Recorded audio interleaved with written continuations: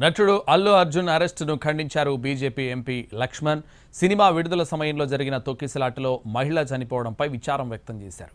అయితే అందులో అల్లు అర్జున్ ప్రత్యక్ష ప్రమేయం లేదన్నారు. కానీ అతనిపై తప్పుడు కేసులు పెట్టి అరెస్టు చేశారని విమర్శించారు లక్ష్మణ్. ప్రభుత్వ వైఫల్యాలను కప్పిపుచ్చుకోవడానికి, జనం దృష్టిని మళ్లించడానికే ఈ పని చేశారని ఆరోపించారు లక్ష్మణ్. అల్లు అర్జున్ అరెస్టును నేను తీవ్రంగా ఖండిస్తా ఉన్నాను.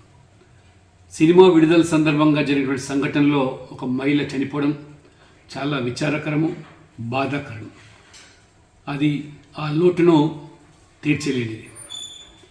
ప్రభుత్వం మాత్రం ఒక దుందుడుకు చర్యల్లో భాగంగా అల్లు అర్జున్ యొక్క ప్రత్యక్ష భాగస్వామి లేకపోయినప్పటికీ ఉద్దేశపూర్వకంగానే తప్పుడు కేసులు పెట్టి అరెస్ట్ చేసినట్టుగా నేను భావిస్తున్నాను. తెలుగు సినీ నటుడు అల్లు అర్జున్ అరెస్టును నేను తీవ్రంగా ఖండిస్తూ ఉన్నాను.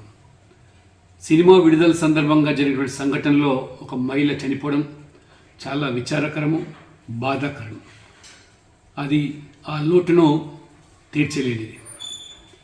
ప్రభుత్వం మాత్రం ఒక దుందుడుకు చర్యల్లో భాగంగా అల్లు అర్జున్ యొక్క ప్రత్యక్ష భాగస్వామి లేకపోయినప్పటికీ ఉద్దేశపూర్వకంగానే తప్పుడు కేసులు పెట్టి అరెస్ట్ చేసినట్టుగా